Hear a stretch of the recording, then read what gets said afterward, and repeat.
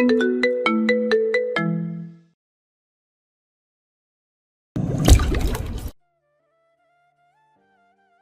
আরভান, আমার হাত ছাড়ুন। কথা কানে যাচ্ছে না আপনার?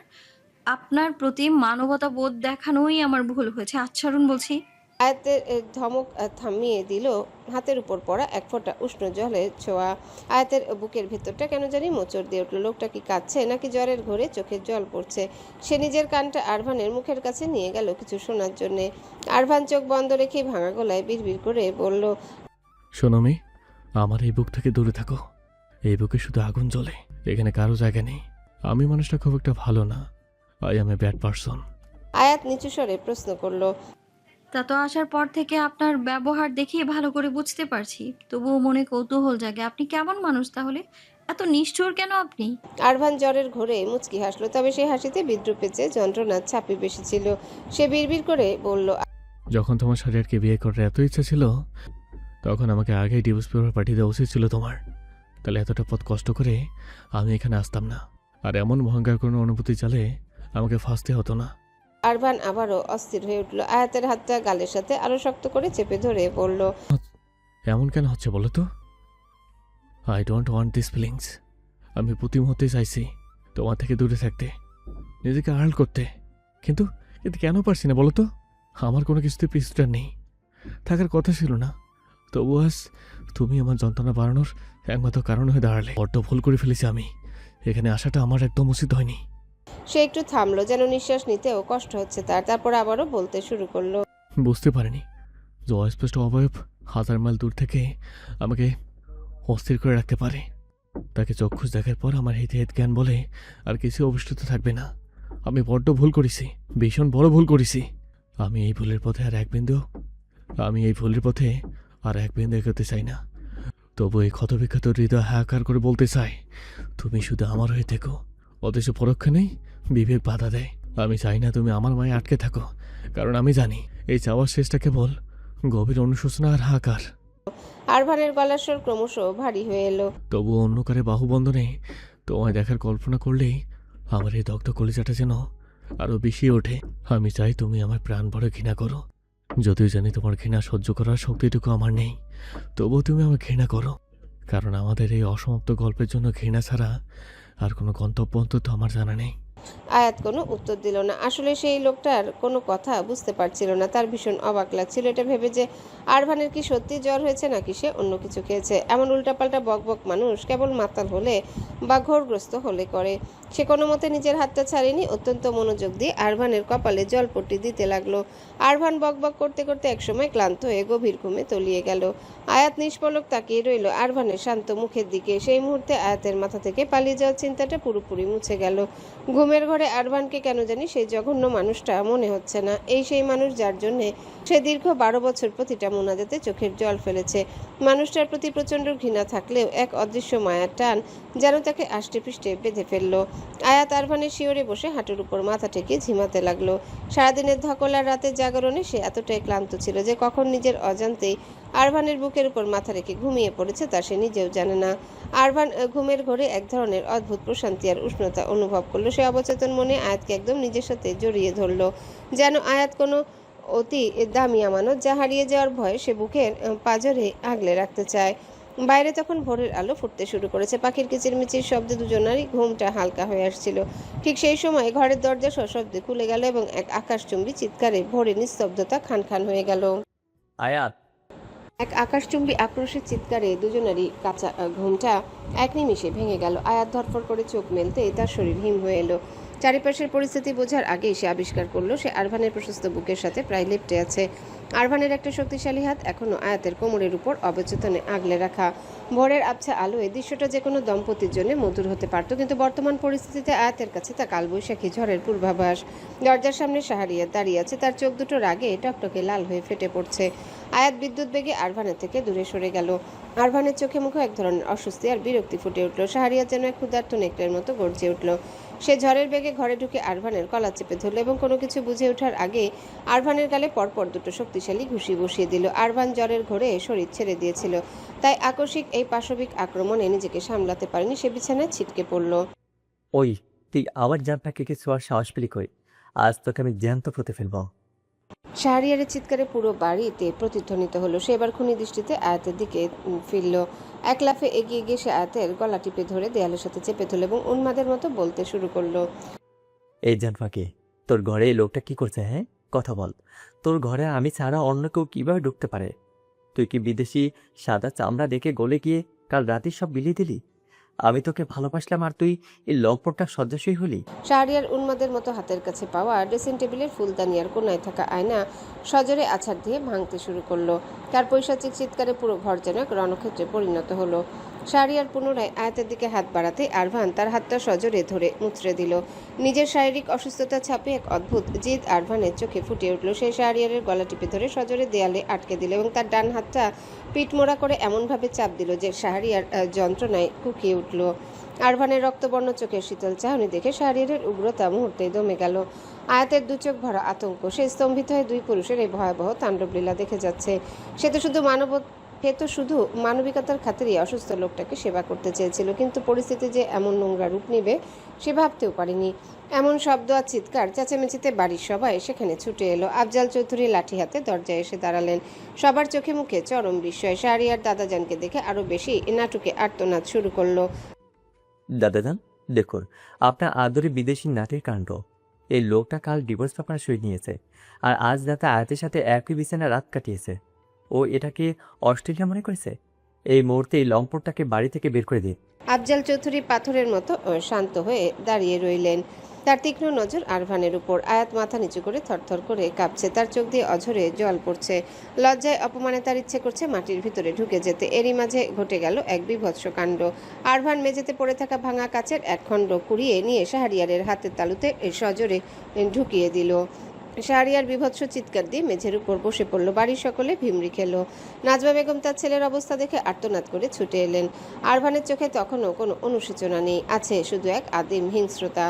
আরভানের এমন আচরণে আফজাল চৌধুরী একটুও বিচলিত হলেন না। তিনি শান্ত কিন্তু কঠিন গলায় শাহরিয়ারের উদ্দেশ্যে বললেন, তোমার বাবা তোমাকে একটা জানোয়ার বানিয়েছে, সেটা অনেক আগেই আমার ভালো করেই বোঝা হয়ে গেছে। তবে তোমার এই জানোয়ার সত্তাটা বশ করার জন্য আপাতত এমন একজনেরই প্রয়োজন ছিল যে দয়া মায়া চেনে না। আফজাল চৌধুরী এবার আয়াতের দিকে তাকালেন। আয়াত ভয়ে আড়ষ্ট হয়ে দাদাজানের দিকে তাকালো। আফজাল চৌধুরী কঠিন স্বরে প্রশ্ন করলেন, আয়াত, কাল তুমি ডিভোর্স পেপারে সই করলে, যে মানুষটা তোমাকে স্ত্রী বলে মানল না, তোমাদের বিয়েটা পুতুল খেলা বলল, তাকে তুমি নিজের ঘরে নিয়ে আসলে কিভাবে? আয়াত কাপা গলায় বলল, দাদাজান বিশ্বাস করুন, উনি কাল রাতে করিডোরে অসুস্থ হয়ে পড়ে যাচ্ছিলেন। ওনার প্রচণ্ড জ্বর ছিল। ওনার অবস্থা দেখে আমি কোনো কিছু না ভেবে ওনাকে এখানে নিয়ে এসেছিলাম ঔষধ দিতে। বিশ্বাস করুন দাদাজান। আয়াতের কথা শেষ হওয়ার আগে আফজাল চৌধুরী হাত উঁচিয়ে তাকে থামিয়ে দিলেন। তার চোখে মুখে এক কঠোর কাঠিন্য। তিনি গম্ভীর গলায় ধমক দিয়ে বললেন, চুপ করো আয়াত, অনেক হয়েছে। আর একটা শব্দও তোমার মুখ থেকে আমি শুনতে চাই না। দাদাজানের এমন শাসনে আয়াতের কান দিয়ে যেন গরম ভাব বের হতে লাগলো। এই বাড়িতে আফজাল চৌধুরীর সামনে কেউ আয়াতের দিকে আঙ্গুল তুলে কথা বলার সাহস পেত না। এমনকি তিনি নিজেও কখনো তাকে কড়া কথা বলেনি। অথচ আজ সবার সামনে দাদাজানের এই বজ্রকঠিন শাসন আয়াতকে বিদীর্ণ করে দিচ্ছে। আরভান এতক্ষণ শান্ত হয়ে পরিবারের অভ্যন্তরীণ বিশৃঙ্খলা দেখছিল। তার চোখে এখন চরম অবজ্ঞার বিতৃষ্ণা। সে নিজের ঠোঁটের কোণ কেটে বেরিয়ে আসা রক্তটুকু হাত দিয়ে মুছে নিল। এক ঝটকায় নিজের ধুলোবালি মাখা পোশাক ঠিক করে সে ঘর থেকে বেরিয়ে যেতে উদ্যত হলো। আফজাল চৌধুরী তীক্ষ্ণ গলায় গর্জে উঠলেন, তুমি কোথায় যাচ্ছ আরভান? আরভান একবার ঘড়ির দিকে তাকিয়ে অত্যন্ত নিষ্পৃহ গলায় বলল, দাদাজান, আপনাদের এই থার্ড ক্লাস ফ্যামিলি ড্রামা দেখার মতো রুচি বা সময় কোনোটাই আমার নেই। I have a flight to catch. আজ রাতে আমাকে মেলবোর্নে ফিরতে হবে। আফজাল চৌধুরী আরো এক ধাপ এগিয়ে এসে বললেন, একটা মেয়ের সাথে এক ঘরে রাত্রি যাপন করে তাকে অপবাদের মুখে দাঁড় করিয়ে তুমি দায় ছেড়ে চলে যাবে? এত সহজ? দাদাজানের মুখে এমন কথা শুনে আয়াতের মনে হলো পৃথিবীটা যদি এখনই দুভাগ হয়ে যেত তবে সে তার লজ্জার পাহাড় নিয়ে মাটির নিচে তলিয়ে যেতে পারত। আরভান তাচ্ছিল্যের হাসি হাসলো। রাত কাটিয়েছে মানে? দাদাজান, এই মেয়ে আমার অসুস্থতার সুযোগ নিয়ে আমাকে তার রুমে নিচ থেকে নিয়ে এসেছে। আমি এখানে স্বেচ্ছায় আসিনি। আর রাত কাটানোর কথা বলছেন? ওর মতো একটা সুযোগ সন্ধানী মেয়ের সাথে আরভান চৌধুরী রাত কাটে না। She is not even my type. আয়াত আয়াত জল ভরা চোখে আরভানের দিকে তাকালো। এই লোকটা দেখতে মানুষের মতো হলেও এর ভেতরটা যে এতটা বিষাক্ত হতে পারে তা সে কল্পনাও করেনি। যে মানুষটার জন্য সে কাল সারা রাত নির্ঘুম থেকে জলপট্টি দিয়েছে, সেবা করেছে, অথচ সে আজ সবার সামনে তার চরিত্র নিয়ে এমন কুরুচিপূর্ণ ইঙ্গিত করছে। আরভানের দৃষ্টি মুহূর্তের জন্য আয়াতের উপর পড়তেই সে থমকালো। আয়াতের এই বিষাদমাখা চোখের মায়া তাকে বিদ্ধ করলেও সে দ্রুত চোখ সরিয়ে নিল। সে জানে এই মায়া যদি একবার সে দগ্ধ হয় তবে এই মেয়েকে সে নিজের থেকে আলাদা করতে পারবে না, জোর করে হলেও নিজের কাছে আটকে রাখবে, যার ফলে তার অন্ধকার জীবনের সাথে জড়িয়ে এই মেয়েটি জীবনকেও ধ্বংস করে ফেলবে। তাই নিজেকে নিষ্ঠুর প্রমাণ করাই এখন তার একমাত্র অস্ত্র। ঠিক তখনই ছোট চাচা আমজাদ চৌধুরী রেগে আরভানের দিকে এগিয়ে গেলেন। মুখ সামলে কথা বলো আরভান। বিদেশে বড় হয়েছে বলে কি সব নীতি নৈতিকতা ধুয়ে মুছে গেছে? বাড়ির বড়দের সামনে একটা মেয়ের সম্পর্কে কেমন কুরুচিপূর্ণ ভাষা ব্যবহার করছো? আরভান চোখ বন্ধ করে একটু সময় নিল, যেন নিজের ভেতরে উতলে ওঠা কোনো এক প্রবল ঝড়কে সামলানোর চেষ্টা করছে। বাহ, এই মেয়েটা অন্যায় করতে পারবে, আর আমি সত্যিটা বললেই দোষ। আপনারা তো নিজেরাই শুনলেন, শাহরিয়ার একটু আগেও বলল সে নাকি ওই রুমে যখন তখন আসে। This is our professional maybe. ছেলেদের ঘরে ডেকে আনা, তা না হলে পারমিশন ছাড়া এই এডিয়েটটা ওর রুমে ঢোকার সাহস পায় কিভাবে? এখানে চরিত্র বলতে কিছু অবশিষ্ট আছে কি? আয়াত এবার দেয়াল ঘেঁষে মেঝেতে বসে পড়ল। তার চোখের পানি পড়া বন্ধ হয়ে গেছে। সে শুধু অপলক দৃষ্টিতে লোকটার বিষাক্ত ঠোঁট দুটোর দিকে তাকিয়ে রইল। মানুষের প্রতি ঘৃণা যে এতটা গভীর হতে পারে তা সে আজ প্রথম অনুভব করলো। আফজাল চৌধুরী লাঠি ঠুকে চিৎকার করে উঠলেন। আর একটা কথাও না আরভান, তুমি কি করলে আর ও কি করলো সেসব এখন গৌণ। যেহেতু তুমি এই বাড়িতে থাকা অবস্থায় তোমার স্ত্রীর সাথে এক ঘরে রাত কাটিয়েছো, তাই তোমাকে আয়াতকে স্ত্রী হিসেবে মেনে নিতে হবে এবং তাকে তোমার সাথে করে নিয়ে যেতে হবে। যদি তোমার শরীরে আমার রক্ত থাকে তবে আমার এই সিদ্ধান্ত থেকে নড়চড় হবে না। আরভান তিক্ত হাসলো। আপনিও তবে আপনার সুযোগ সন্ধানী ছেলের রূপ ধরেছেন বেশ। এই অভিশপ্ত রক্তের ধারাটাই বোধহয় এমন। শাহরিয়ার তখন এক হাত দিয়ে নিজের রক্তাক্ত তালু চেপে আর্তনাদ করে উঠল। দাদাজান এসব কি বলছেন? আয়াত কেন ওর সাথে যাবে? ও রাতে আরবানের সাথে থাকলো, আমার কোনো সমস্যা নেই। আমি এখনো আয়াতকে বিয়ে করতে রাজি আছি। আফজাল চৌধুরী শাহরিয়ারের দিকে ফিরে অবজ্ঞার সাথে বললেন। আয়াতের জন্য তোমাকে ভাবতে হবে না শাহরিয়ার, ওর স্বামী এখনো জীবিত। তিনি শেহজাদিকে ডেকে বললেন। শেহজাদি, আরভানের ঘর থেকে ডিভোর্স পেপারটা নিয়ে আসো। আরভান বাধা দিতে চাইল, কিন্তু দাদাজানের চোখের আগুনের সামনে সে দমে গেল। শেহজাদি কাগজটা নিয়ে এলে আফজাল চৌধুরী সবার সামনে সেই ডিভোর্স পেপারটা কুচি কুচি করে ছিঁড়ে ফেললেন। তিনি গম্ভীর গলায় ঘোষণা করলেন। আয়াতের পাসপোর্ট আর মালপত্র গোছাও। আরভান, নতুন করে টিকিট কাটো। আজ রাতেই তোমরা দুইজন একসাথে রওনা হবে। এটাই আমার শেষ কথা। আরভান একবার আয়াতের দিকে শীতল দৃষ্টি ফেলে দ্রুত ঘর থেকে বেরিয়ে গেল। তার পরিকল্পনা ব্যর্থ হয়ে গেছে। সে চেয়েছিল আয়াতকে এই বাড়ি থেকে মুক্ত করে দিতে, কিন্তু পরিস্থিতির ফেরে সে নিজেই এখন তার জালে আটকা পড়ে গেল। শাহরিয়ার রাগে পাগলের মতো চিৎকার করতে করতে বাড়ি থেকে বেরিয়ে গেল। নাজমা বেগম মুখ কুঁচকে বিড়বিড় করলেন। নীলজ্জ মেয়ে, বড়লোক ছেলে দেখে সোজা ঘরে তুলে নিল। সবাই চলে গেলে ঘরটা নিস্তব্ধ হয়ে গেল। আয়াত মেঝের দিকে তাকিয়ে পাথর হয়ে বসে আছে। পারভিন সুলতানা এসে আয়াতের মাথায় হাত রাখলেন। তিনি দেখলেন আয়াতের চোখে কোনো পানি নেই। মানুষ বারবার আঘাত পেতে পেতে যেমন পাথরের মতো হয়ে যায়, আয়াত যেন ঠিক তেমনই হয়ে গেছে। তার চোখে এখন শুধুই আকাশচুম্বী ঘৃণা। আয়াত অত্যন্ত দৃঢ় গলায় বলল। আমি ওই নোংরা সম্পর্কটা থেকে মুক্তি চাই ছোট মা। ওই লোক একটা দুমুখো সাপ। ওর চোখ এক কথা বলে আর মুখ অন্য কথা। আমি ওই জঘন্য নোংরা লোকটার সাথে কিছুতেই যাব না। যে আমার সবার সামনে চরিত্রহীন বলে অপমান করতে পারে, তাকে আমি স্বামী হিসেবে মানি না।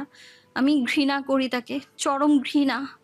আফজাল চৌধুরী নিজের ঘরের দরজার কাছে এসে থমকালেন। আরভান বিছানায় বসে এক মনে হাতে ব্যান্ডেজ পেঁচাচ্ছে। শাহরিয়ারকে আঘাত করার সময় কাছের ঘর্ষণে তার নিজের হাতও বেশ কেটে গিয়েছিল।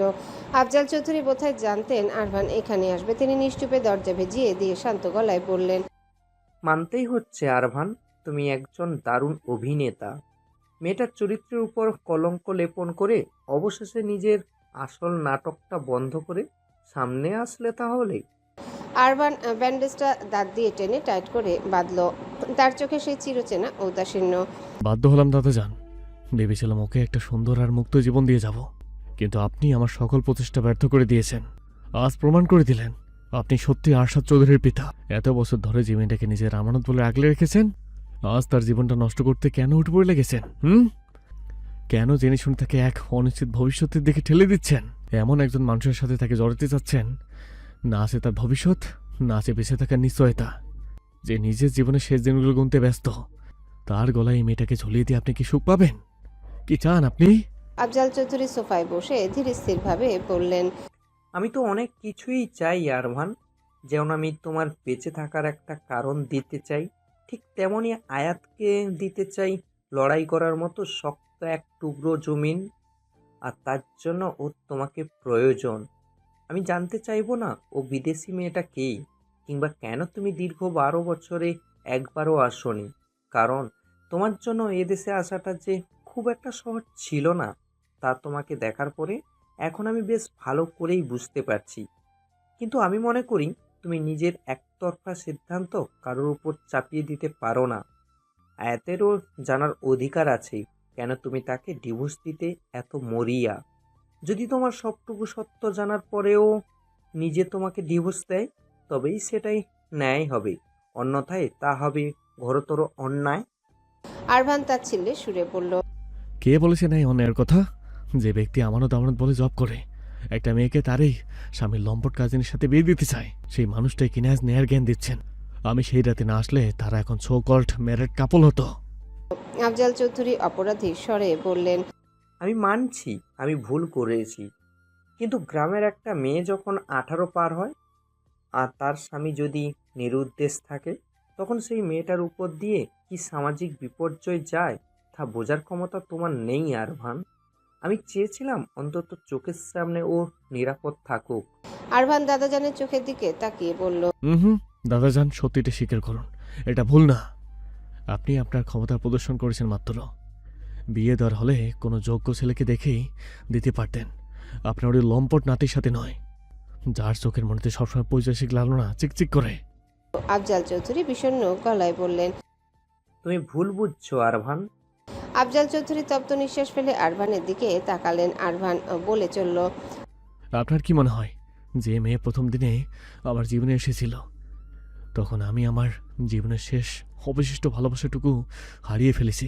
যাকে আমি এক বিন্দু হলেও ঘৃণা করি, তাকে আমি ভালোবেসে আগলে নেব? এটা ভাবলেন কি করে আপনি? আফজাল চৌধুরী তীক্ষ্ণ দৃষ্টিতে তাকালেন। ঘৃণা করো নাকি জোর করে ঘৃণা করতে গিয়েও বারবার ব্যর্থ হচ্ছ? তুমি যদি ঘৃণাই করো, তবে সেই দিন রাতে শাহরিয়ারের উপর অর্থকীত আক্রমণ কেন করলে? আজই বা কেন ওকে রক্তাক্ত করলে? আমি জানি না তোমার গত 12 বছরের জীবন কেমন কেটেছে, তবে তোমার চোখ দেখেই বুঝতে পারছি তোমার অভিজ্ঞতা খুব একটা সুখর নয়। আমি তোমাকে আয়াতকে ভালোবাসতে বলবো না, সেটা তোমাদের জীবনের ব্যাপার। কিন্তু আমি মনে করি একটা সত্য তোমার জানা উচিত। তিনি থামলেন। আয়াতের বাবা মা দুর্ঘটনায় মারা যাননি, তাদের অন্তত সুপরিকল্পিতভাবে হত্যা করা হয়েছে। এমনকি সেই ঘটনার একমাত্র সাক্ষীকেও খাবারে বিষ মিশিয়ে সরিয়ে দেওয়া হয়েছে। আয়াতের জীবনও তোমার জীবনের চেয়ে খুব একটা নিরাপদ নয় আরভান। আমার আয়ু ফুরিয়ে এসেছে। আমি মরলে এই নেকড়েদের হাত থেকে আয়াতকে কে বাঁচাবে? আয়াত এখনো জানে না ওর জীবনের উপর কত বড় ঝুঁকি ঝুলছে। আমি চাই ও সত্যের মোকাবেলা করুক, নিজেকে কঠোর করুক। আয়াত একজন লর স্টুডেন্ট, ওকে নিজের হয়ে লড়তে হবে, আর তার জন্য আমার তোমাকে লাগবে। আরভান কিছুক্ষণ গভীর চিন্তায় ডুবে রইল, তারপর বিদ্রুপের সুরে বলল, যে মানুষটা ভালোবাসার সঙ্গটাই ভুলে গেছে, তাকে আপনি ভালোবাসার লোভ দেখাচ্ছেন দাদাজান? যদি সে একবার আমার জীবনে প্রবেশ করে এবং তার এই মায়াজালের কারণে আমি তাকে নিজের কাছে বন্দি করে ফেলি, তবে কিন্তু আমার থেকে তার মুক্তি পাওয়া অসম্ভব হয়ে পড়বে। তখন আমার পা ধরে সে মুক্তি পাবে না, এমনকি আপনার মৃত্যুতেও না। ওর মুক্তি হবে কেবলমাত্র আমার মৃত্যুতে। আফজাল চৌধুরী আরভানের কাঁধে হাত রাখলেন। আমি জানি জীবনের তিক্ত অভিজ্ঞতায় তোমার বাঁচার ইচ্ছা নেই আরভান, তাই তোমার বাঁচার ইচ্ছাকে তোমার উপর চাপিয়ে দিতে আমি বাধ্য হচ্ছি। যদি ওই নিরীহ মেয়েটার নিষ্পাপ মুখটা দেখে তোমার মন বেঁচে থাকার ন্যূনতম তৃষ্ণা জাগে, তবেই আমার সার্থকতা। আমার বিশ্বাস আয়াতি তোমার অন্ধকার জীবনের শেষ প্রদীপ হতে পারে। আরভান তার হাতটা সরিয়ে নিয়ে হিমশীতল গলায় বলল, আপনি ভুল জানেন দাদাজান, যার জন্মদাত্রী মা আর জন্মদাতা বাবা তাকে কোনোদিন ভালোবাসতে পারেনি, তাকে আপনার আদরের নত বউ কখনোই ভালোবাসবে না। সে আমার বাঁচার কারণ হবে কিনা জানি না, তবে হয়তো সেই আমার মরার কারণ হবে। কথাটা শেষ করে আরভান বড় বড় পা ফেলে ঘর থেকে বেরিয়ে গেল। আফজাল চৌধুরী শূন্য চোখে ঘরের দেয়ালে টাঙানো স্ত্রীর ছবিটার দিকে তাকিয়ে মনে মনে আওড়ালেন। এ কেমন দোটানায় রেখে গেলে আমাকে? তোমাকে কথা দিয়েছিলাম ওদের সম্পর্কটাকে টিকিয়ে রাখবো। তোমারও কি এখন মনে হচ্ছে আমি ভুল করছি? এই দুটো ক্ষত বিক্ষত প্রাণকে টিকিয়ে রাখতে যে এদের একে অপরকে প্রয়োজন। আয়াত যেদিন আরভানের জীবনের চরম সত্যটা জানবে, আমার বিশ্বাস সেই দিন সে এক মুহূর্তের জন্য আরভানকে নিজের চোখের আড়াল হতে দিবে না। কিন্তু সেই দিন হয়তো পুরোপুরি ভেঙে পড়বে, কিন্তু আমার কিছুই করার নেই। আমি চাই ওরা নিজেদের জীবন নিজেরাই খুঁজে নিক। একদিন ওরা ঠিকই বুঝতে পারবে ওরা একে অপরের জন্য আল্লাহ দেওয়া শ্রেষ্ঠ উপহার। আর সেই দিন তারা বুঝবে কেন আজ আমি এতটা নিষ্ঠুর আর স্বার্থপর হয়ে গিয়েছিলাম। গাড়ি থামান। আয়াতের তীক্ষ্ণ চিৎকার আরভানের কানে পৌঁছল। সে কোনো প্রতিক্রিয়া দেখালো না। সে অত্যন্ত নিপুণভাবে এক হাতে স্টিয়ারিং ধরে অন্য হাতে ফোনে কথা বলছে। আয়াতের দিকে ভ্রু কুচকে একবার তাকিয়ে আবারও সামনের রাস্তার দিকে নজর দিল। ফোনে কাউকে অত্যন্ত শীতল গলায় নির্দেশ দিচ্ছে সে। তোর আসার প্রয়োজন নেই, শুধু টাইমলি গাড়িটা পাঠিয়ে দিস, বাকিটা আমি ম্যানেজ করে নেব। বলেছি না গাড়ি থামান। কথা কি কানে যাচ্ছে না আপনার?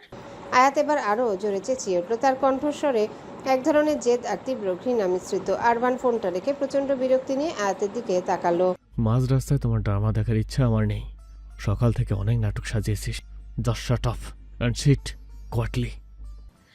আর যাতে আপনাকে আমার ড্রামা না দেখতে হয় সেই জন্যেই বলেছি গাড়িটা থামান।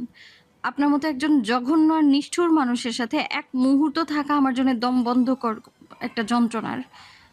নিজের আভিজাত্য জাহির করার জন্য দাদাজানের সামনে আমার চরিত্র নিয়ে যে নোংরা খেলা আপনি খেলেছেন, তারপর আপনার পাশে বসে থাকা মানে নিজের আত্মসম্মানকে বিসর্জন দেয়া। আমার উপর আপনার কোনো অধিকার নেই। আমি এক্ষুনি নেমে যাব। আরভান নিস্পৃহ গলায় জবাব দিল। ভুল জানো আয়াত, আইনি এবং ধর্মীয় সব দিক থেকেই তোমার উপর পূর্ণাঙ্গ অধিকার আছে আমার। আর নেমে কোথায় যাবে? এই জনমানবহীন রাস্তায় একা দাঁড়িয়ে থাকা আর নিজের বিপদ ডেকে আনা একই কথা। দাদাজান তোমাকে আমার সাথে পাঠিয়েছে, মানে তুমি এখন আমার রেসপন্সিবিলিটি।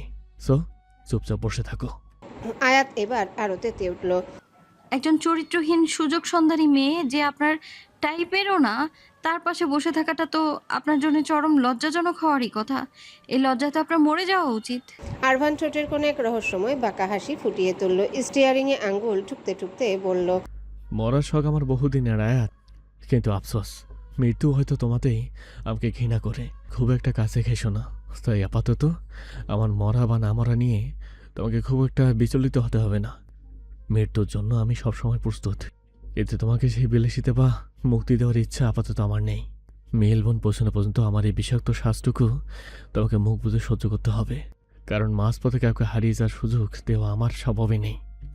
আরভানের এমন নির্লিপ্ত আর অপ্রত্যাশিত উত্তর আয়াত মোটেও আশা করেনি।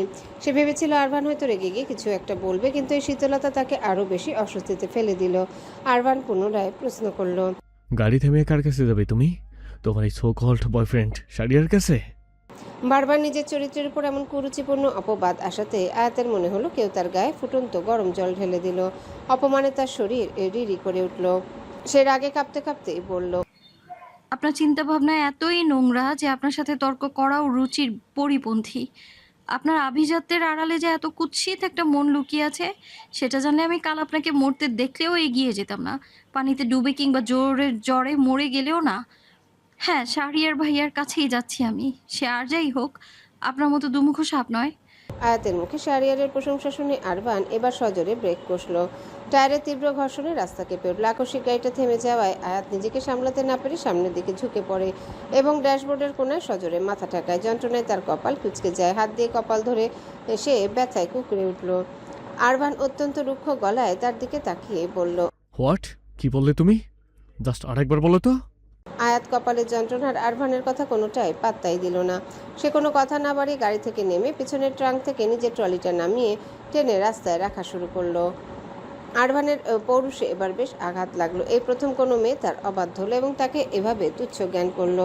সে তো চায়নি আয়াতকে নিজের অন্ধকার জীবনের সাথে জড়াতে, কিন্তু পরিস্থিতির ফেরে তারা এখন এক সূত্রে বাঁধা। এত প্রচেষ্টাতেও যখন সব ব্যর্থ হলো, তখন এখন আর কিছুই করার নেই। তার এই ক্ষণিকের দুনিয়ায় আয়াতকে তার সঙ্গী হতেই হবে, হোক তা বাধ্য হয়ে। আরভান গাড়ি থেকে নেমে দ্রুত পায়ে গিয়ে আয়াতের হাতটা সজোরে ধরে ফেললো। গাড়িতে ওঠো আয়াত, কোনো সিনক্রেট করবে না এখানে। আয়াত হাত ছাড়ানোর চেষ্টা করে চিৎকার করে উঠল। আর আপনার সাহস হয় কিভাবে আমার হাত ধরার? হাত ছাড়ুন আমার। হাত যখন ধরেছি তখন ছাড়ার জন্য ধরিনি। আরভানের গলার স্বর এখন বরফের মতো শীতল। আপনি তো একটা গিরগিটির চেয়েও খারাপ, ক্ষণে ক্ষণে রূপ বদলান। তবে আপনার এই মায়াবী রূপে অন্তত আয়াত মোর্শেদ গলছে না। আয়াত জেদ ছাড়ো, গাড়িতে চলো, যা কথা পরে হবে। এখানে রাস্তার মাঝখানে থাকাটা মোটেও সেভ না। আয়াত দাঁত কিরমির করে বলল। আপনার পাশে থাকার চেয়ে নরকও আমার জন্য সেফ জায়গা। হাত ছাড়ুন বলছি। আয়াত আর আরভানের মাঝে এক প্রকার ধস্তাধস্তি শুরু হলে আকস্মিক হাত ছুটাতে গিয়ে আয়াত সজোরে আরভানের গালে একটা চর বসিয়ে দিল। চরের শব্দে পুরো নিস্তব্ধ রাস্তাটা যেন স্তব্ধ হয়ে গেল। আয়াত হাঁপাচ্ছে, তার চোখ দিয়ে আগুন ঝরছে। সে কম্পিত গলায় বলল, আমার ব্যক্তিগত জীবন আর আমার সত্তা দুটো থেকেই শত হাত দূরে থাকুন। আপনার ওই নোংরা আভিজাত্যের স্পর্শ দিয়ে আমাকে আর অপবিত্র করার চেষ্টা করবেন না।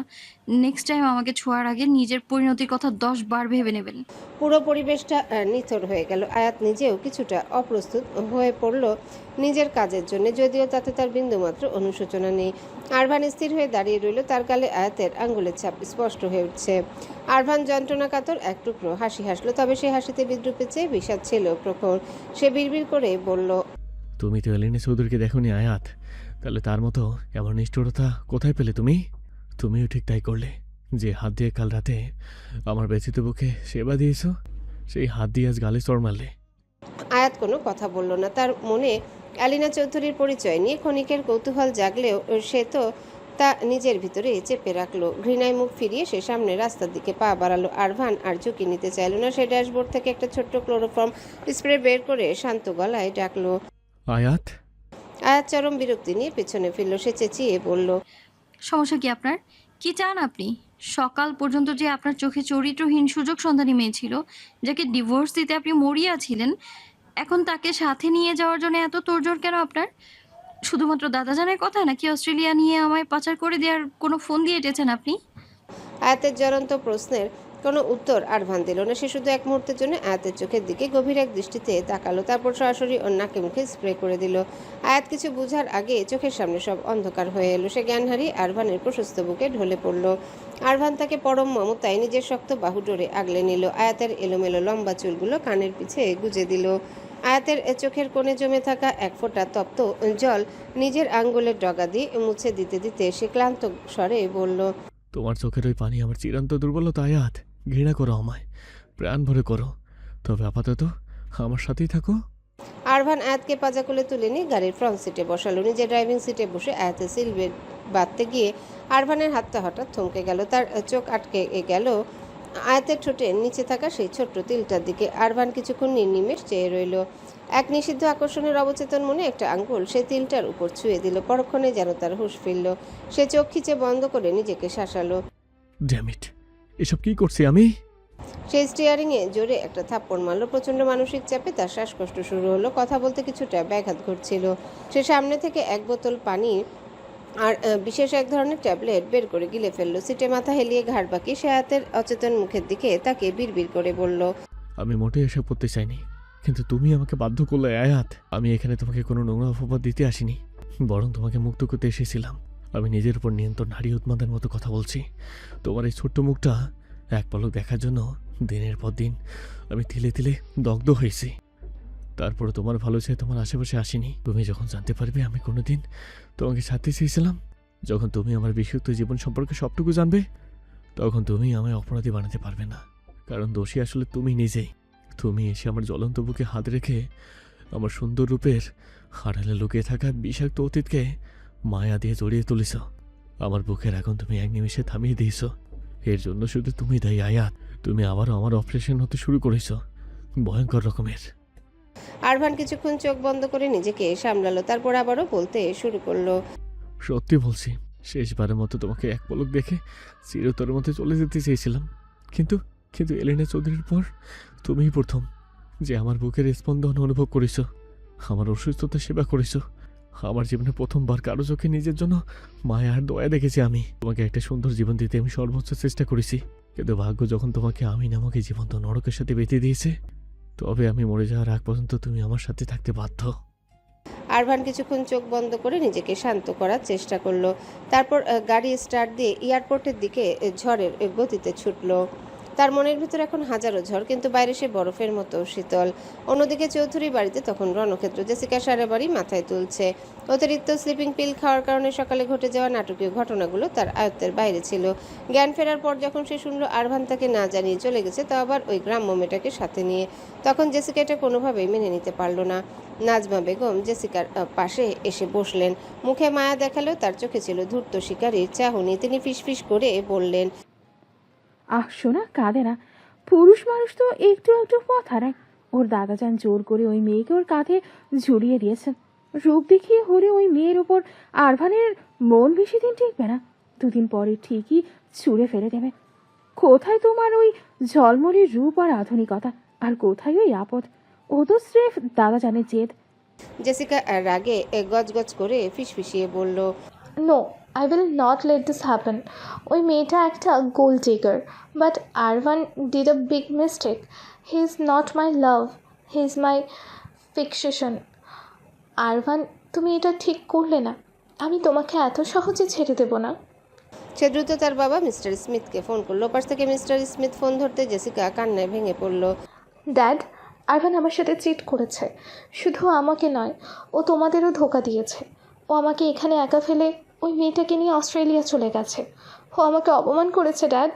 ও আমাকে এখানে আসার জন্য একটা গুটি হিসেবে ব্যবহার করেছে। ও আমার সাথে এমন অভিনয় করেছে যে আমি কিছুই বুঝতে পারিনি। যে ছেলে মেলবোর্নে আমাকে তার ত্রিসীমানায় ঘেঁষতে দিত না, সেখানে এসে আমার হাত ধরে ঘুরছে। আমি ভেবেছিলাম গ্রাম্য বউকে দেখে হয়তো তার মন গলেছে, কিন্তু হি ইউজড মি।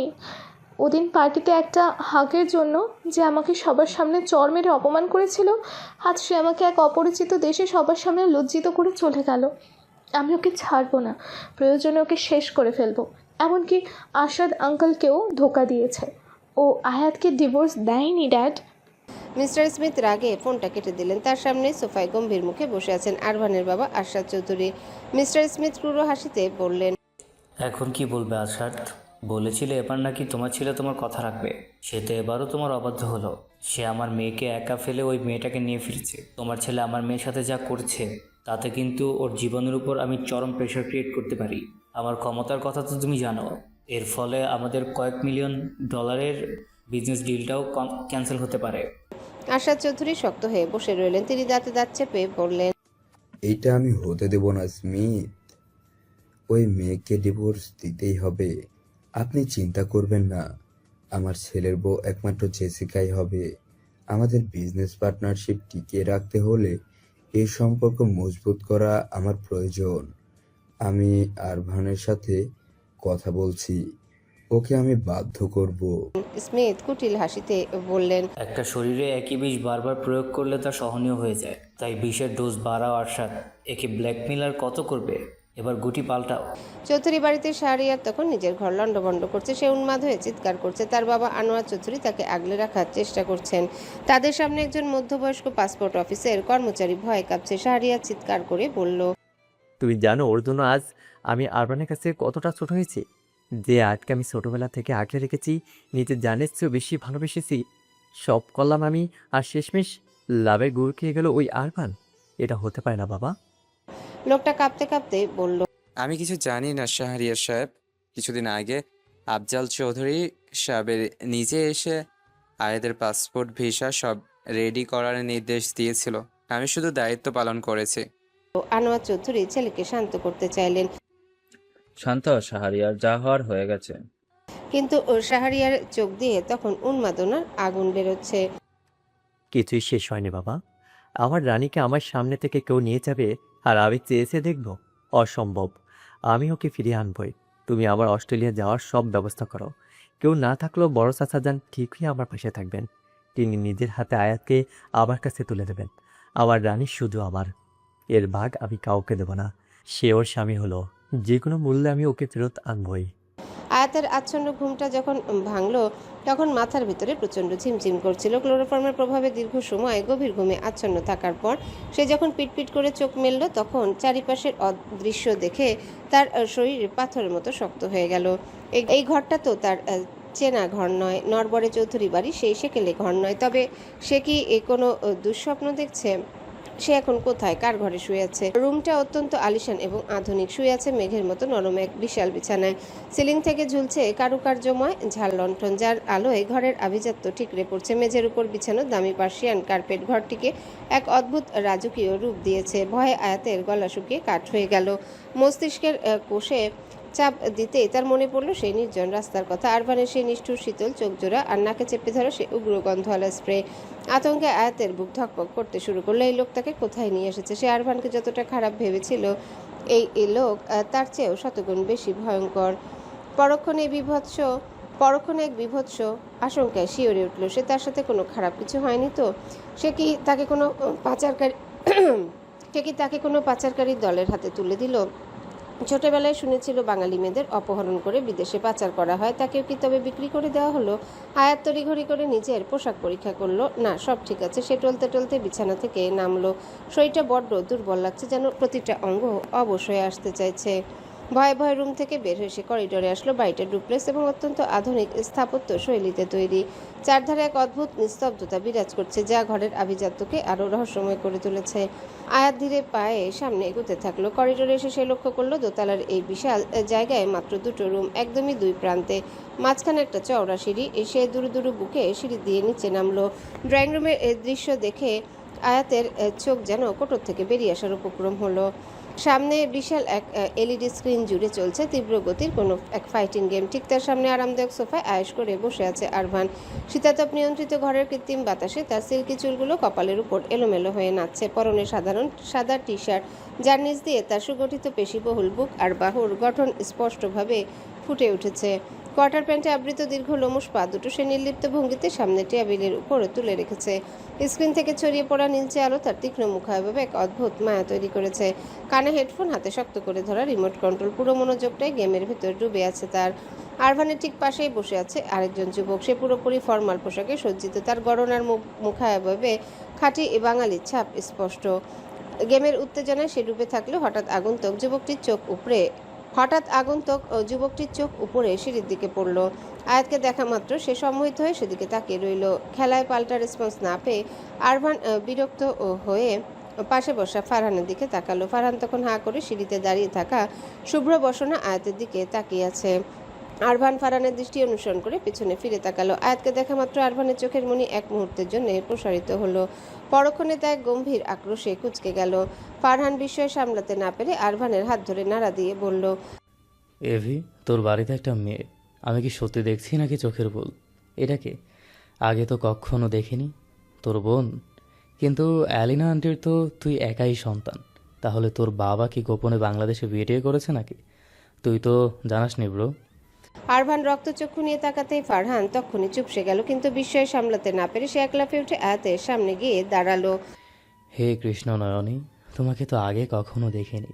এমন ভয়ঙ্কর সুন্দর দুটো কাজল রাঙা চোখ নিয়ে তুমি কোন স্বপ্নলোক থেকে এলে হে রমণী? ফারহানের এমন কাব্যিক ঢং দেখে আয়াতের মুহূর্তে বাক্যহারা হয়ে গেল। সে শুধু অস্ফুট স্বরে কাপা গলায় বলল, বাংলাদেশ। ফারহান বিস্ময় কাটিয়ে মৃদু হেসে বলল, আমি আগেই আন্দাজ করেছিলাম। তোমার ওই টানা টানা মায়াবী চোখের চাহনি বলে দিচ্ছিল তুমি আমাদের দেশের ওই মেয়ে। প্রবাসী নিজের দেশের কাউকে দেখলে আনন্দই আলাদা। আরভানের এই রোবট ডেরায় তোমার মতো জ্যান্ত মানুষকে দেখে তো আমার নিজের চোখকেই বিশ্বাস হচ্ছে না। ফারহান গদগদ হয়ে হাত বাড়িয়ে দিল। হায়, আমি ফারহান, এই খিটখিটে মেজাজের মিস্টার আরভানের পার্সোনাল অ্যাসিস্ট্যান্ট, ওরফে একমাত্র দুর্ভাগ্য বেস্ট ফ্রেন্ড। আয়াত হতভম্ব হয়ে ফারহানের হাতের দিকে তাকিয়ে রইল, আর দূর থেকে আরভানের শীতল দৃষ্টি তার উপর স্থির হয়ে রইল। আয়াত হতভম্ব হয়ে ফারহানের বাড়িয়ে দেওয়া হাতের দিকে তাকিয়ে রইল ঠিকই, কিন্তু হাত মেলানোর সুযোগ আর পেল না। তার আগে আরভান বিদ্যুৎ গতিতে এসে ফারহানের হাতটা খপ করে ধরে ফেলল। আরভান এত জোরে ফারহানের হাত চেপে ধরল যে বেচারা যন্ত্রণায় কুকিয়ে উঠল। মনে হচ্ছে হাতের হাড়গুলো বুঝে এখনই গুঁড়ো হয়ে যাবে। ফারহান আরভানের দিকে অসহায় দৃষ্টিতে তাকালো, কিন্তু আরভান তাতে বিন্দুমাত্র ভ্রুক্ষেপ করল না। আয়াত তাদের এই পুরুষালী শক্তির প্রদর্শনীতে বেশি নজর দিল না। তার মাথায় তখন অন্য চিন্তা। সে তীক্ষ্ণ কণ্ঠে প্রশ্ন করল, আমি এখন কোথায়? আমায় কোথায় নিয়ে এসেছেন আপনি? আরভান ফারহানের হাতটা তার ছেলের সাথে ঝেড়ে ফেলে দিয়ে নির্লিপ্তভাবে আবারও গেমের দিকে ফিরল। অত্যন্ত নির্বিকার গলায় জবাব দিল। অস্ট্রেলিয়া মেলবোর্ন সিটিতে। আয়াতের পায়ের তলা থেকে যেন মাটি সরে গেল। সে রণমূর্তি ধারণ করে চেঁচিয়ে উঠল, কি? আপনি কি আমার সাথে ইয়ার্কি করছেন? আপনার সাহস হয় কিভাবে একটা মেয়ের অনুমতি ছাড়া তাকে এভাবে অন্য দেশে তুলে নিয়ে আসার? আমি আপনার নামে ইন্টারপোলে অপহরণের মামলা করব। আপনাকে জেলে পাঠাবো আমি। আয়াতের তীব্র চিৎকারে ফারহান একদম কুঁকড়ে গেল। এভাবে আরভানের সাথে উচ্চস্বরে কথা বলার সাহস স্বয়ং আশরাত চৌধুরীরও নেই, অথচ এই মেয়েটি একেবারে হুঙ্কার দিচ্ছে। ফারহান মনে মনে ভাবল, মেয়ের কপালে আজ নির্ঘাত দুঃখ আছে। আরভান রেগে গিয়ে না আবার চর থাপ্পড় মেরে বসে। ঠিক সেই সময় ফারহানের ফোনে একটা কল আসে। সে নিজের হাত জ্বলতে জ্বলতে একটু আড়ালে চলে গেল কথা বলতে। আরভান স্ক্রিন থেকে চোখ না সরিয়ে শান্ত স্বরে বলল, তোমার কি মনে হয় আমাকে আটকে রাখার মতো কোনো জেল আছে এই দেশে? আয়াত বিমূঢ় হলো। সে একজন আইনের ছাত্রী, সে জানে বিচার ব্যবস্থা সব দেশেই আছে, কিন্তু আরভানের আত্মবিশ্বাস দেখে সে কিছুটা বিভ্রান্ত। বিদেশের জেলখানা কেমন হয় বা আদৌ সেখানে আইনের শাসন কতটা করা তা তার জানা নেই। সে খবরের কাগজে মাঝে মাঝে পড়েছে বিদেশের স্কুলগুলোতে বাচ্চারা পিস্তল হাতে সহপাঠীদের গুলি করে। আইন কি তবে সেখানে এতটাই শিথিল? আয়াত ভাবল, বাংলাদেশেও তো রাঘব বোয়াল অপরাধীদের কোনো শাস্তি হয় না। তারা টাকার ক্ষমতার জোরে আইনের হাত থেকে ফসকে যায়। তবে কি উন্নত দেশেও আরভানের মতো বিত্তবানদের জন্য আইন অন্ধ? আয়াত অনেক চিন্তা করে উত্তর না পেয়ে বোকার মতো প্রশ্ন করে ফেলল, এদেশে কি সত্যি কোনো জেল নেই? আপনি কি যা খুশি তাই করতে পারেন? আয়াতের এমন অসংলগ্ন প্রশ্ন শুনে আরভান নিজেও কিছুটা থমকে গেল। সে এই মেয়েকে নিজের ক্ষমতার আর প্রতিপত্তি বোঝাতে চেয়েছিল, আর এই মেয়ে আক্ষরিক অর্থে জেলখানার অস্তিত্ব নিয়ে প্রশ্ন তুলল। তার ঠোঁটের কোণে এক চিলতে বাঁকা হাসি দেখা দিল। আয়াত নিজের প্রশ্নের বোকামি বুঝতে পেরে অপ্রস্তুত হলো। মুখ ফসকে উল্টাপাল্টা কী সব বের হয়ে যাচ্ছে, কথা সামলাতে সে তড়িঘড়ি করে বলল, আপনাকে যদি সাধারণ জেলে না নেয়, তবে ফ্রান্সের ডেভিলস আইল্যান্ডের মতো কোনো না কোনো দ্বীপে তো ঠিকই বন্দি করে রাখবে, কারণ আপনার মতো অপরাধীরা লোকালয়ে থাকার যোগ্য না। আরভান গেমের রিমোটটা পাশে রেখে সোজা হয়ে বসলো। পূর্ণ দৃষ্টিতে আয়াতের দিকে তাকিয়ে শান্ত স্বরে বলল, ওকে, নো প্রবলেম। আমাকে যদি তেমন কোনো দ্বীপে পাঠায় তবে তুমি আমার সাথে যাবে। সেখানে গিয়ে আমরা দুজন মিলে নিরিবিলি সংসার করব। আয়াত থতমত খেয়ে বলল, আমি কেন আপনার সাথে যাব? আর আপনার মতো একজন পাষণ্ডের সাথে আমার কিসের সংসার? আরভান এবার দাঁড়িয়ে আয়াতের দিকে দুপা এগিয়ে এলো। কেন যাবে না? তুমি আমার অর্ধাঙ্গিনী। আমি যদি দ্বীপেরও জেলে যাই তবে আমার অর্ধেক অংশ কার জন্য এখানে ফেলে যাব, সাথে করে নিয়ে যাব। বাকিটা জীবন ওই নির্জন দ্বীপে কাটিয়ে দেব। আয়াত খেপে পাল্টা উত্তর দিতে মুখ খুলতে হাউসকিপার ডেজি ড্রয়িং রুমে প্রবেশ করলো। মধ্যবয়সী ডেজির পরনে ট্রাউজার, আরেকটা সাদা টি শার্ট। বয়স যেন তার ব্যক্তিত্বের কাছে হার মেনেছে। সে আয়াতকে দেখে মিষ্টি হেসে বলল, hello ma'am, do you want something to eat? Farhan phone কথা শেষ করে এসে সেখানে দাঁড়ালো। আরভান ঝট করে ডেজির দিকে ফিরে চোখ ছোট ছোট করে বলল, daisy, she is not your ma'am, her name is আয়াত। আজ থেকে ও তোমার অ্যাসিস্ট্যান্ট। ওকে নিয়ে যাও এবং বাড়ির কাজগুলো সব বুঝিয়ে দাও। আয়াতের আত্মসম্মানে এবারে সজোরে আঘাত লাগলো। সে তীব্র প্রতিবাদ জানিয়ে বলল, আপনার বাড়ির কাজ করব মানে? আপনি কি আমাকে দাদাজানের বাড়ি থেকে তুলে এনেছেন আপনার বাড়ির দাসী বানানোর জন্য? আমি কোনো কাজের মেয়ে নই যে আপনার এই বিলাসবহুল খাঁচা পরিষ্কার করব। আমি আপনার এখানে এক মুহূর্তও থাকবো না, আমি এক্ষুনি চলে যাচ্ছি। আয়াত ঝড়ের বেগে প্রধান দরজার কাছে ছুটে গিয়ে হ্যান্ডেল ধরে প্রবল টানাটানি করেও তা খুলতে পারল না।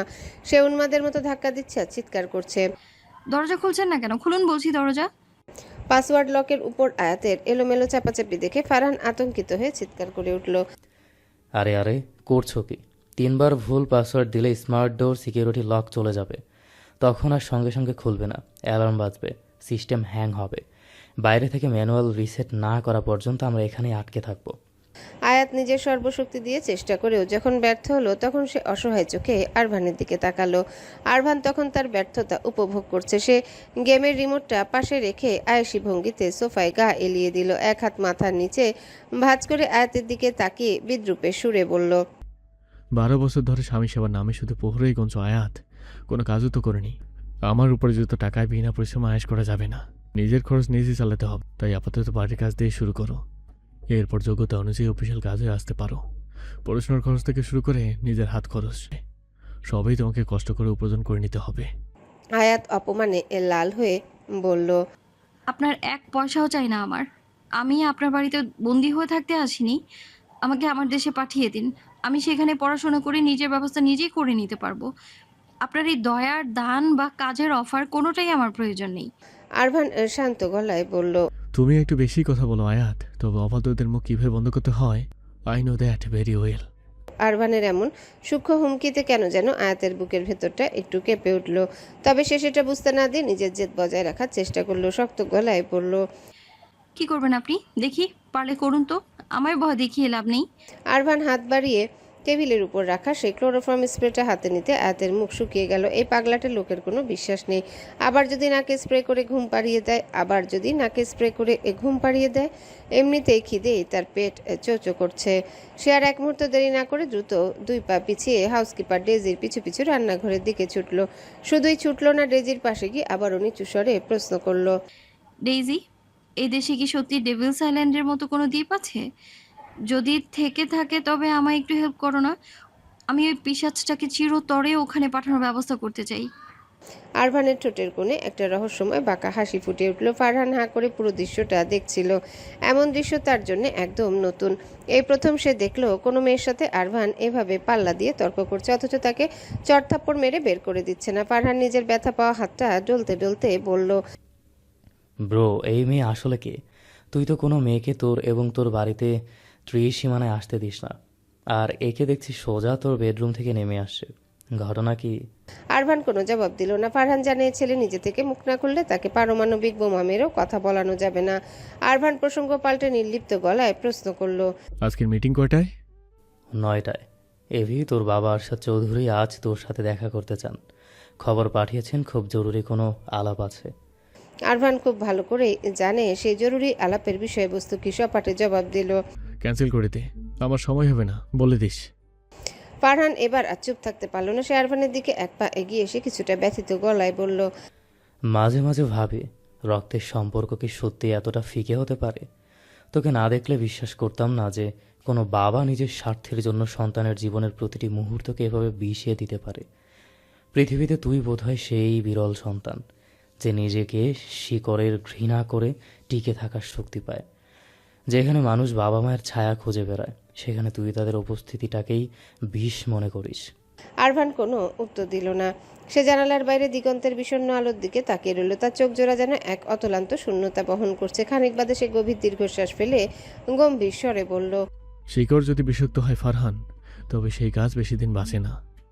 দীর্ঘশ্বাস ফেলে বলল, এলেনা চৌধুরীকে কাল একবার এখানে নিয়ে আসিস, নিজেকে নিয়ে আসবি, তবে খেয়াল রাখবি আমি আসতে বলেছি সেটা যেন ভুলেও সে না জানতে পারে। ফারহান বিষণ্ণ গলায় বলল, তোদের সম্পর্কের সমীকরণগুলো আমি সত্যিই বুঝি না আরভান। আমি নিজের অভাবে পরিবারের কাছে যাওয়ার জন্য প্রতিটা মুহূর্ত গুনছি, শুধু তোর কথা ভেবে, আর এই টাকার প্রয়োজনে বিদেশে পড়ে আছি। আর তোরা একই পরিবারের হয়েও যোজন যোজন দূরে থাকিস। আরভান একটা বিষাক্ত হাসি জানালার কাছে নিজের প্রতিবিম্বের দিকে তাকিয়ে সে ধীর স্থিরভাবে বলল, সংসার বা পরিবার বলে আমাদের এখানে কিছুই অবশিষ্ট নেই ফারহান। পরিবার বলতে তুই যা বুঝিস তা এইবারে চোখর মারানোর আগে শেষ হয়ে গেছে। এখানে সম্পর্ক মানে স্রেফ লেনদেন, যেখানে একজন স্বামী তার স্ত্রীর সম্পত্তি গ্রাস করার নেশায় মত্ত, আর সেই স্ত্রী নিজের হারানো সম্পত্তির পুনরুদ্ধারের আশায় পরম শ্রদ্ধের স্ত্রী সেজে দিনের পর দিন অভিনয়ে চাল বনে যাচ্ছে। সেখানে সন্তান বলে কোনো শব্দ নেই। তাদের এই স্বার্থের আড়ালে আমার অস্তিত্ব বা সময় কেবল একটা বিনিয়োগ মাত্র, আর এই বিনিয়োগের মেয়াদ ফুরিয়ে আসছে। সেটা ওরা বুঝতে পারছে না। কথাটা বলে আরভান অত্যন্ত ধীর পায়ে সিঁড়ি বেয়ে নিজের ঘরের দিকে চলে গেল। তার প্রতিটা পদক্ষেপ যেন এক ক্লান্তির ভার বহন করছে। ফারহান অপলক দৃষ্টিতে ওর যাওয়ার পথের দিকে তাকিয়ে রইল। সে জানে আরভানের শরীরের ভিতরে এক অদৃশ্য ঘাতক ধীরে ধীরে জাল বুনছে, যা যে কোনো মুহূর্তে সব শেষ করে দিতে পারে। অথচ এই মানুষটা বাঁচতে চাওয়ার বদলে মৃত্যুর প্রহর গুনতেই যেন বেশি আগ্রহী। ফারহান বিড়বিড় করল, যদি পাথরটা জীবনে একবার সত্যিকারের এক পলসা ভালোবাসার বৃষ্টি নামতো, তবে হয়তো তার ভেতরে এই বিষাক্ত দহনটুকু অন্তত শান্ত হতো। এই ক্ষতবিক্ষত ছেলেটা যদি জীবনের কোন দিন নিখাত এক বিন্দু ভালোবাসা পেত, তবে হয়তো এই অকাল মৃত্যুর মিছিলেও সামিল হতে চাইতো না। হয়তো সেই ভালোবাসার মায়াও আরও একবার নতুন করে বেঁচে থাকার জন্য লড়াই করত। কেউ কি আসবে না যে আরভানের এই ভগ্ন হৃদয়ে নতুন করে বাঁচার তৃষ্ণা জাগিয়ে দেবে? অস্ট্রেলিয়ার মেলবোর্ন শহরের কেন্দ্রস্থলে অবস্থিত এভি ইন্টেল কোম্পানির প্রধান কার্যালয়। মিটিং রুমটি তখন এক থমথমে নিস্তব্ধতায় আচ্ছন্ন। কাচের দেয়াল ভেদ করে দুপুরে নিস্তেজ রোদ এসে পড়েছে বিশাল ওক কাঠের টেবিলটার উপর। আরভান তার দামি লেদার চেয়ারে শরীরটা এড়িয়ে দিয়ে নিবিষ্ট মনে কতগুলো ফাইল উল্টে পাল্টে দেখছে এবং ফারহান সামনে প্রজেক্টরের মাধ্যমে প্রেজেন্টেশন পরিচালনা করছে। প্রতিদিনের মতো আজও আরভান ফর্মাল কালো শার্ট পরেছে, যার স্লিভ দুটো অত্যন্ত নিখুঁতভাবে কনুই পর্যন্ত গুটিয়ে রাখা। বাহাতের কবজিতে ঝকঝক করছে রোলেক্স ডেটোনার কালো রঙের ঘড়িটি। তার তীক্ষ্ণ নাক, হালকা ট্রিম করা স্ট্যাবল বিয়ার্ড এবং কুঁচকে থাকা কালো ভ্রুজোড়া আর চোয়ালের কঠোর ভাঁজ বলে দিচ্ছে এই মুহূর্তে তার সামনে কথা বলা মানে আগ্নেয়গিরির মুখে দাঁড়িয়ে থাকা। তার ঠিক ডান পাশের সারিতে ব্লু স্টোন টেক কোম্পানির প্রতিনিধিরা বসে আছে। তাদের প্রত্যেকের মুখে আতঙ্কের ছাপ, কপালে হালকা ঘামের বিন্দু। যেন আরভানের এই উপস্থিতি এক অদৃশ্য শীতল স্রোত ছড়িয়ে দিচ্ছে পুরো কক্ষে। আরভানের ঠিক ডান পাশে বসা আধুনিক সজ্জায় সজ্জিত এক সুন্দরী তরুণী, নাম তার ইসাবেলা। সে ব্লু স্টোন টেক কোম্পানির পিএ, কিন্তু এই মুহূর্তে সে ফাইল বা প্রেজেন্টেশনের দিকে একবারও তাকাচ্ছে না। তৃষ্ণার্ত চোখে ঠোঁট কামড়ে ধরে একদৃষ্টে তাকিয়ে আছে আরভানের দিকে। আরভানের ওই গম্ভীর চেহারা আর পৌরুষদীপ্ত ব্যক্তিত্ব ইজাবেলাকে যেন এক অজানা ঘোরে ফেলে দিচ্ছে। এমন আকর্ষণীয় পুরুষ এর আগে সে কখনো দেখেনি। মিটিংয়ে আসার আগেই নিজের অফিসের মেয়েদের ফিসফাসে ভরা প্রশংসা শুনেছে। কেউ বলেছে সে বরফের মতো ঠান্ডা, কেউ বলেছে আগুনের মতো ভয়ঙ্কর, আবার কেউ শুধু দীর্ঘশ্বাস ফেলে বলেছে হি ইজ আনরিয়াল। তখন এসবকে অতিরঞ্জন মনে হয়েছিল, এখন মনে হচ্ছে সবই ছিল ভয়ঙ্কর ভাবেই সত্য। ইসাবেলা মনে মনে ভাবছে যদি একবার তার সামনের এই সুদর্শন যুবকটার ওই স্ট্যাবল বিয়ার্ডে হাত রাখা যেত। আরভান ঠিকই বুঝতে পারছিল তার পাশের নারীটি মুগ্ধতা আর কামনার মিশ্র চোখে তাকিয়ে আছে তার দিকে। এটা তার কাছে নতুন কিছু নয়, অভ্যস্ত বলেই সে সেদিকে কোনো ভ্রুক্ষেপ করল না, কিন্তু ভেতরে ভেতরে সে ভীষণ বিরক্ত। অদ্ভুত এক অস্থিরতা তার বুকের ভেতর ঘুরপাক খাচ্ছে। তার মন বারবার কেন যেন বাড়িতে ফেলে আসা ওই ছোট্ট মুখটাকে খুঁজছে। এমন অস্থিরতা তো সচরাচর তার হয় না। তখনই হঠাৎ উপস্থিত প্রতিনিধিদের একজনের ফোন বেজে উঠল। এই সামান্য শব্দটিও আরভানের মেজাজের পারদ এক ধাক্কায় বাড়িয়ে দিল। সেই লোকটির দিকে রক্তচক্ষু নিয়ে তাকালো। লোকটা দ্রুত ফোনটা কেটে দিয়ে কাচুমাচু হয়ে বলল, আই অ্যাম সরি স্যার। কিন্তু দুর্ভাগ্যবশত ফোনটা আবারও বেজে উঠল। আরভানের মেজাজ সকাল থেকেই তুঙ্গে। এমনিতেই বাড়িতে এক জেদি আপদ রেখে এসেছে, যার চিন্তায় সে কাজে মন দিতে পারছে না। সে লোকটার দিকে তাকিয়ে রইল এমনভাবে যেন দৃষ্টি দিয়ে তাকে ভস্মীভূত করে ফেলবে। আরভান তো কোনো মানবহিতৈষী নয় যে ভুল বারবার ক্ষমা করবে। আরভান ফারহানকে উদ্দেশ্য করে শীতল গলায় বলল, Farhan, cancel this meeting, cancel the deal too. অন্য ক্লায়েন্টকে 1 ঘন্টার মধ্যে প্রেজেন্টেশন দিতে বল, নাহলে সেটাও ক্যান্সেল। সবাইকে অবাক করে দিয়ে সে চেয়ার ছেড়ে দাঁড়িয়ে পড়ল। প্রস্থানের আগে ইজাবেলার দিকে ফিরে অত্যন্ত নিষ্পৃহ গলায় বলল, I think you should focus on your career more than my face. Miss Isabella, অতিরিক্ত উজ্জ্বল জিনিসের দিকে বেশিক্ষণ তাকিয়ে থাকা চোখের জন্য ক্ষতিকর। Take care. ইজাবেলা অপমানে আর বিস্ময়ে স্থবির হয়ে বসে রইল। আরভান গটগট করে কেবিন থেকে বেরিয়ে এলো। করিডোরে আসতেই তার চোখ পড়ল ওয়েটিং এরিয়াতে বসা এক ব্যক্তির উপর, আরশাদ চৌধুরী। নিজের বাবাকে দেখে আরভানের জমানো রাগটুকু যেন আগ্নেয়গিরির লাভার মতো ফুটতে লাগলো। আরভান নিজের কেবিনের দিকে পা বাড়ালো। তার মস্তিষ্কের রন্ধ্রে রন্ধ্রে ক্রোধ বিষের মতো ছড়িয়ে পড়ছে। সে সত্যি বুঝতে পারে না এই লোকটা কোন অধিকারে আজও তার কাছে জবাবদিহি চায়। আরশাদ চৌধুরী, যিনি কেবল জন্মসূত্রে পিতা কিন্তু কর্মে একজন ধূর্ত ও নীতিহীন ব্যবসায়ী। এই লোক নিজের স্বার্থসিদ্ধির জন্যে পরিবারকেও দাবার খুঁটি বানাতে দ্বিধা করেন না। কিছুদিন আগে এই লোকই তাকে ব্ল্যাকমেল করে দেশে পাঠিয়েছিলেন, যার ফলশ্রুতিতে আজ আয়াতের মতো এক নিষ্পাপ মেয়ের জীবন এক অনিশ্চিত আর অন্ধকার ভবিষ্যতের সাথে আষ্টেপৃষ্টে জড়িয়ে গেছে। আরভান নিজের কেবিনে ঢুকতেই আশরাত চৌধুরী পেছন থেকে ঝড়ের বেগে ঢুকলেন। দরজাটা সজোরে আটকে তিনি তীক্ষ্ণ গলায় বলে উঠলেন, তুমি কি আমার সাথে এখন গেম খেলা শিখেছো আরভান? আরভান নির্বিকার চিত্তে নিজের ডেস্কে গিয়ে বসলো, কোনো রকম উত্তেজনা ছাড়াই বলল, আপনার কাছেই তো শেখা মিস্টার চৌধুরী, তবে আমি আপনার মতো নোংরা গেম খেলি না। আশরাত চৌধুরী দাঁতে দাঁত চেপে বললেন, তোমাকে কতবার বোঝালাম একটা মেয়ের জীবন এভাবে নষ্ট করো না। তুমি যখন নিজেই বাঁচতে চাও না, তখন একটা মেয়ের ভবিষ্যৎ তোমার নামের সাথে জড়িয়ে রেখে লাভ কি? তাকে মুক্তি দাও। তোমার জন্য ওই মেয়েকে সারা জীবন বৈধ আগুনে পড়তে হবে। তুমি তখন সবার সব শর্ত মেনে নিয়েছিলে, অথচ ডিভোর্স দেওয়া তো দূরের কথা, ওই মেয়ের সাথে করে নিয়ে আসলে। এমনকি জেসিকাকে একা বাংলাদেশে ফেলে এসেছো। তুমি আমাকে কথা দিয়ে ডিল ব্রেক করেছো আরভান। আরভান অত্যন্ত নিষ্পৃহ গলায় জবাব দিল, ভুল বলছেন মিস্টার চৌধুরী। আমি আপনাকে কথা দিয়েছিলাম যে আমি বাংলাদেশ যাব, কিন্তু ডিভোর্স দেব, এমন কোনো লিখিত বা মৌখিক প্রতিশ্রুতি আমি দেইনি। আর জেসিকাকে সাথে করে নিয়ে যাওয়ার কথা ছিল, কিন্তু তাকে সাথে করে নিয়ে আসবো এমন কোনো ডিল আপনার সাথে আমার হয়নি। So technically I have not broken my deal. Ashrat Chowdhury স্তব্ধ হয়ে গেলেন। ছেলের এই যুক্তিপূর্ণ তর্কের সামনে তিনি ক্ষণিকের জন্য থমকে গেলেন। পরক্ষণে তিনি কুটিল হাসলেন। আমার সাথে শব্দের কার সাথে করছো? ভুলে যেও না, তোমার ওপর যে ট্রাভেল ব্যান ছিল তা আমি তুলে নিয়েছিলাম বলেই তুমি দেশের বাইরে পা রাখতে পেরেছিলে। যেখানে আইনি জটিলতায় 5-7 বছর লাগতো, সেখানে মাত্র কয়েকদিনেই আমি সব ক্লিয়ার করেছিলাম, শুধু আমার পাওয়ার ব্যবহার করে। এসব না হয় বাদ দিলাম। তুমি আমার সাথে কত বড় বেইমানি করেছো জানো? তুমি বলেছিলে বর্ডার পার করার সময় আমার পার্সেলগুলো সাবধানে পাঠাতে সাহায্য করবে, কিন্তু আমার ক্লায়েন্টরা এখন রিক্ত হস্ত। কি করেছো তুমি ওগুলোর সাথে? আরভান শান্তভাবে তার চোখের দিকে তাকিয়ে বলল, সেগুলোর কথা ভুলে যাওয়াই আপনার জন্য মঙ্গলজনক, কারণ আপনার সেই পার্সেলগুলো তো নিষিদ্ধ পণ্য পাওয়া গেছে। সৃষ্টিকর্তার কাছে শুকরিয়া আদায় করুন যে আপনি এখনো জেলের বাইরে মুক্ত বাতাসে শ্বাস নিচ্ছেন। আশরাত চৌধুরী বিদ্রুপের হাসি হাসলেন। আমার নৈতিকতার পাঠ দিচ্ছ? তুমি তো নিজেই বেশি দিন বাঁচতে চাও না, তাহলে নৈতিকতার অনৈতিকতার বিচার করে তোমার কি লাভ? মরার আগে একটু বৈশিক হও। আরভানের চোয়াল শক্ত হয়ে এলো। সে বাঁকা হেসে বলল, আমি ঠিক কবে মরবো জানি না, তবে আমার কেন জানি মনে হচ্ছে আমার টিকিট কনফার্ম হওয়ার আগেই আপনার উপরে যাওয়ার টিকিট কাটা হয়ে যাবে।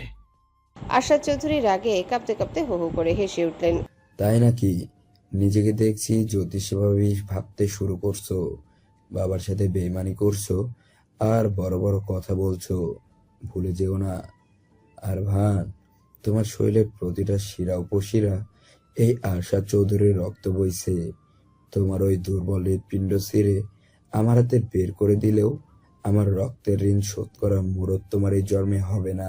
কথাটা শেষ হওয়ার আগে আরভান ড্রয়ার থেকে একটা ধারালো ছুরি বের করলো।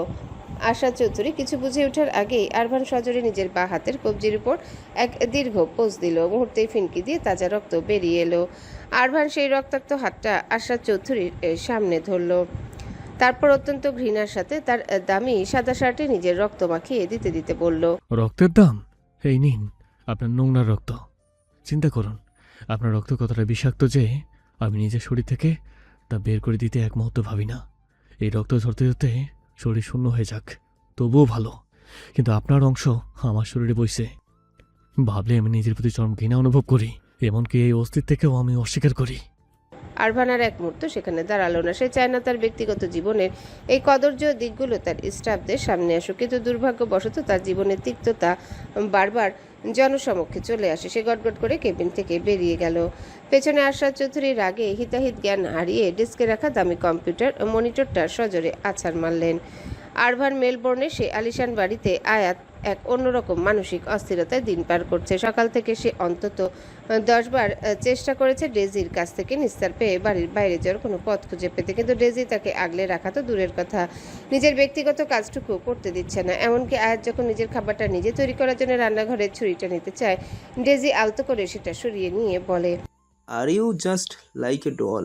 So small, so cute, made to be adored.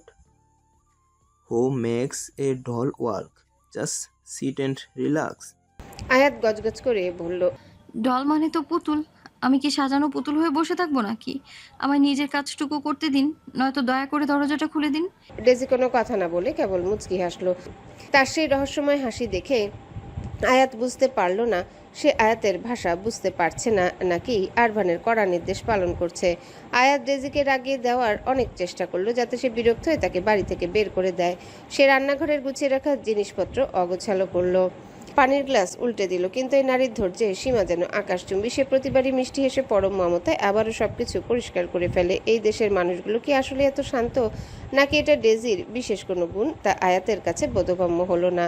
এদিকে সে ডেজির অনেক কথাই ঠিকঠাক বুঝতে পারছে না। গ্রামের সরকারি কলেজে পড়া আয়াত যতটুকু ইংরেজি জানে তাতে ডেজির অস্ট্রেলিয়ান উচ্চারণের সব কথা সূক্ষ্মভাবে বোঝা তার পক্ষে সম্ভব নয়।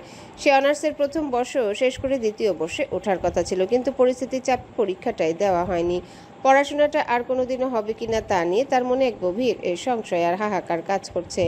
আয়াতের ভীষণ রাগ হচ্ছে। এভাবে খাঁচাবন্দি জীবন সে কখনোই কাটায়নি। মেন দরজার কাছে গিয়ে সে বারবার ফিরে আসছে। ওখানে ডিজিটাল লক, ফিঙ্গারপ্রিন্ট কিংবা পাসওয়ার্ড ছাড়া দরজা খোলা অসম্ভব। ডেজিকে সে অনেক অনুনয় করেছে তাকে একবার বাইরে নিয়ে যেতে, কিন্তু ডেজি বারবারই বলেছে সে নিজেও পাসওয়ার্ড জানে না। এটা আয়াতের কাছে মোটেও বিশ্বাসযোগ্য মনে হলো না। ডেজি এখানে কাজ করে অথচ সে দরজা খোলার পাসওয়ার্ড জানবে না, তা কি করে হয়? নিশ্চয়ই ওই খ্যাকশিয়াল মার্কা লোকটার চাল এটা। ওই বদলোকটা নিশ্চয়ই বলে রেখেছে তাকে বন্দি করে রাখতে। নিরুপায় হয়ে সে পুরো বাড়িটা ঘুরে দেখলো। আলিশান অন্দরসজ্জা, মার্বেল পাথরের মেঝে আর বহুমূল্য সব আসবাবপত্র। তার থাকার ঘরের ঠিক উল্টো দিকে কোণার রুমটার দিকে আয়াতের চোখ পড়ল, অথচ রুমটা বাইরে থেকে তালাবদ্ধ। আয়াতের ভীষণ কৌতূহল হলো, ওই লোকটার রুমে এমন কি আছে যার জন্য তালা মেরে যেতে হবে? লোকটা নিশ্চয় আয়াতের পাসপোর্ট ওখানে লুকিয়ে রেখেছে যাতে সে পালাতে না পারে। শত রকমের শঙ্কার কৌতূহল তার মনে ভিড় করতে লাগলো। বিরক্ত হয়ে সে গোসলটা সেরে নিয়ে টেরেসে উঠে গেল। তার কাছে বিদেশ মানে ছিল বড় বড় দালান আর ব্যস্ততা, কিন্তু এই বাড়িটা একদম নিরিবিলি জায়গায়, আশেপাশে কোনো বাড়িঘর নেই। টেরেসে দাঁড়াতে স্নিগ্ধ বাতাসে তার লম্বা সদ্য স্নান করা ভেজা চুলগুলো মুক্ত হয়ে উঠতে শুরু করলো। সে ওড়নাটা দুহাত আড়াআড়ি রেখে বুকের উপর চাপড়ে ধরে চারিপাশে চোখ বোলালো। সামনের দৃশ্যটা এক কথায় নয়নাভিরাম। পাশে নীল পানির একটা বিশাল সুইমিং পুল, তার স্বচ্ছ পানি বাতাসে মৃদু ঢেউয়ের রেখা এঁকে দিচ্ছে। শেষ বিকেলের আলো তার মুখে এক অদ্ভুত মায়া ছড়িয়ে দিচ্ছে। ঠিক তখনই একটা বিকট শব্দে আয়াতের ধ্যান ভাঙল। বাড়ির মেন গেট দিয়ে রাজকীয়ভাবে প্রবেশ করলো একটা কালো রোলস রয়েস ক্যালিনান। গাড়িটা থামার একটু পরে গাড়ি থেকে নেমে এলো আরভান। চুলগুলো এলোমেলো হয়ে উঠছে, কপালে এসে পড়ছে সিল্কি চুলের গোছা। আয়াত ছাদ থেকে মোহবিষ্ট হয়ে দৃশ্যটা দেখছিল। মানুষটা মানুষ হিসেবে যতটা নিষ্ঠুর, দেখতে ততটাই মোহনীয়। আয়াত দীর্ঘশ্বাস ফেলে মনে মনে ভাবলো, এই সুন্দর চেহারাটার মতো তার চরিত্র আর মনটাও যদি সুন্দর হতো, তবে কি খুব ক্ষতি হয়ে যেত, নাকি পুরো পৃথিবী ঘূর্ণিপাক বন্ধ হয়ে যেত? স্রষ্টা কি তাকে নিখুঁত রূপ দিয়ে কেবল একটা পাথরের হৃদয়ের অধিকারী করে পাঠিয়েছেন? আরভান দরজার দিকে এগোতেই আয়াতের হুঁশ ফিরল। সে ভাবলো এটাই সুযোগ। আরভান যখন ভেতরে ঢুকবে সেই ফাঁকে সে দৌড়ে বাইরে বেরিয়ে যাবে। তারপর আর কোনোদিনও এই মায়াবী অথচ বিষাক্ত লোকটার মুখোমুখি হবে না। সে দ্রুত সিঁড়ি দিয়ে নিচে নেমে এলো। পাসওয়ার্ড দিয়ে দরজা খুলে ভেতরে পা রাখতেই আরভানের চোখ মুহূর্তে শুরু হয়ে গেল। আয়াত দরজার সামনে মূর্তির মতো দাঁড়িয়ে। পালানোর তীব্র বাসনা থাকলেও তার পা দুটো যেন বেইমানি শুরু করলো। আরভানের তীব্র উপস্থিতিতে সে এক পাও নড়তে পারল না। সে বুঝতে পারে না এই লোকটাকে দেখলে তার শরীরের স্নায়ুগুলো কেন এভাবে অবশ হয়ে যায়। আর আয়াত অস্বস্তি লুকাতে কিচেনের দিকে তাকালো। ওখান থেকে কোনো আওয়াজ আসছে না। সে মনে মনে চাইছে এখনই এই ডেজি আসুক আর এই অস্বস্তিকর পরিস্থিতি থেকে তাকে বাঁচাক। আরভান তার রক্তাক্ত হাতটা শার্টের হাতার নিচে আড়াল করে গম্ভীর কণ্ঠে বলল, Why starting here like a stupid? আয়াত ঢোক গিলে মিথ্যা করে বলল, ডেইজি ডেইজি বলেছে এখানে দাঁড়িয়ে থাকতে। কোথায় ডেইজি? আয়াত আমতা আমতা করে জবাব দিল। রান্না করছে। আরভান ঠোঁটের কোণে এক চিলতে বাঁকা হাসি ফুটিয়ে এক কদম এগিয়ে এলো। ডান হাত দিয়ে নিজের শার্টের উপরের বোতামগুলো আলগা করতে করতে সে বলল, বা ডেইজি তো চলে গেছে আয়াত। সে নির্দিষ্ট সময়ের জন্য এসেছে এবং কাজ শেষ হলে বিদায় নেবে। She is gone for the day. আয়াত এক অজানা আশঙ্কায় সিটিয়ে গিয়ে বলল, কি চলে গেছে মানে? তাহলে এই বাড়িতে এখন? আরভান ধীর লয়ে আয়াতের দিকে এগুতে এগুতে বলল, ইয়েস শারিয়ারের জান পাখি। Now in this house it's only you and me. নামটা শুনেই যেন আয়াতের পিত্তি জ্বলে উঠল। সে রাগে চেঁচিয়ে বলল, দেখুন, আমাকে ওইসব বাজে বাজে নামে একদম ডাকবেন না। এরপরেও যদি আমাকে ওই নামে ডাকেন তবে আমিও আপনাকে পাল্টা এমন নামে ডাকবো যে আপনি সহ্যও করতে পারবেন না। আরভান ভ্রু কুঁচকে একটু কৌতূহলী হওয়ার ভান করল। ও রিয়েলি? তা কী নামে ডাকবে আমায়? আয়াত ঝট করে বলে ফেলল। বেবি। আয়াতের মুখ থেকে শব্দটা বেরোতে আরভানের ঠোঁটে এক দুষ্ট ও মোহনীয় হাসি ফুটে উঠল। সে আরো এক ধাপ এগিয়ে নিচু স্বরে বলল। ইয়েস বেবে। আয়াত এবার চরম থতমত খেয়ে গেল। নিজের বোকামিতে সে নিজেই কুকড়ে গিয়ে বলল, আমি আমি জেসিকার কথা বুঝিয়েছি। ও আপনাকে যেভাবে ডাকে সেটা বলেছি, আপনাকে ডাকার জন্য বলিনি। আরভান এবার মোটেও বিচলিত হলো না। সে নির্বিকার ভঙ্গিতে মাথা নেড়ে বলল, yes baby, as your wish. দেখুন। আরভান ঠান্ডা হেসে এক ধাপ আরো কাছে এসে বলল, দেখতেই তো চাইছি আয়াত, সীমার বাইরে গেলে তুমি ঠিক কী করতে পারো, দেখাও। কাছে আসবেন না একদম। কাছে আসলে আমি কিন্তু। আয়াতের কথা শেষ হওয়ার আগে এক চরম উত্তেজনার মুহূর্তে সে সজোরে আরভানের গালে একটা চর বসিয়ে দিল।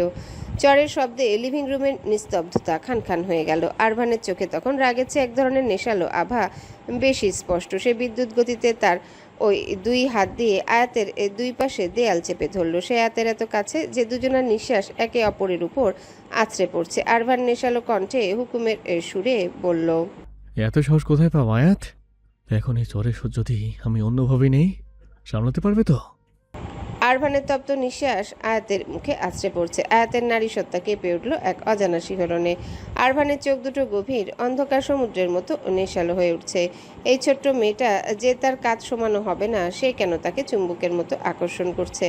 আরভানের বুকের বাঁ পাশে এক অসহ্য যন্ত্রণা হচ্ছে। সারাদিনের সেই বিষাক্ত ক্লান্তি এবং আশরাত চৌধুরীর সাথে কাটানো সেই বিভৎস মুহূর্তগুলোর পর আয়াতের এই অবুঝ উপস্থিতি যেন তার ক্ষতবিক্ষত আত্মাকে প্রশান্তি দিচ্ছে।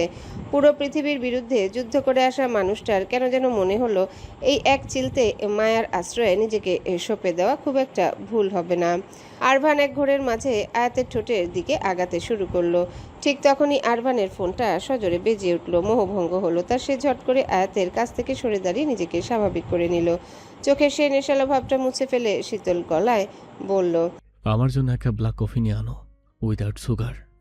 আয়াত নিজের কম্পিত স্বর লুকিয়ে পাল্টা প্রশ্ন করলো, আমি কেন আপনার জন্য কফি বানাবো? আদেশ নয় আয়াত, অনুরোধ করছি। আর শরীরটা খুব একটা ভালো লাগছে না। বলেই সে গটগট করে নিজের ঘরের দিকে চলে গেল। আয়াত হতভম্ব হয়ে দাঁড়িয়ে রইল। লোকটার শেষ কথাটায় কি যেন এক অসহায়ত্ব ছিল। আয়াতের হৃৎপিণ্ড এখনো পাগলের মতো লাফাচ্ছে। সে তো চাইলে আরভানকে ধাক্কা দিয়ে সরিয়ে দিতে পারত, কিন্তু কেন পারল না। শাহরিয়ার তাকে ছুতে আসলেই তার প্রচণ্ড ঘৃণা হতো, কিন্তু আরভানের এই সান্নিধ্যে ঘৃণা নয়, বরং এক অবশ করা টান অনুভব করছে সে। এই ভাবনার মাঝেই তার হুঁশ ফিরল। কফি, সে তো কফি বানাতেই জানে না। তবে পরক্ষণে তার মাথায় এক শয়তানি বুদ্ধি এলো। জানে না যখন তখন এমন কফি বানাবে যা খেয়ে ওই লোকের রাতের ঘুম হারাম হয়ে যায়। এই তিতকুটে কফিই হবে আজ তাকে দেওয়া যন্ত্রণার এক মোক্ষম জবাব।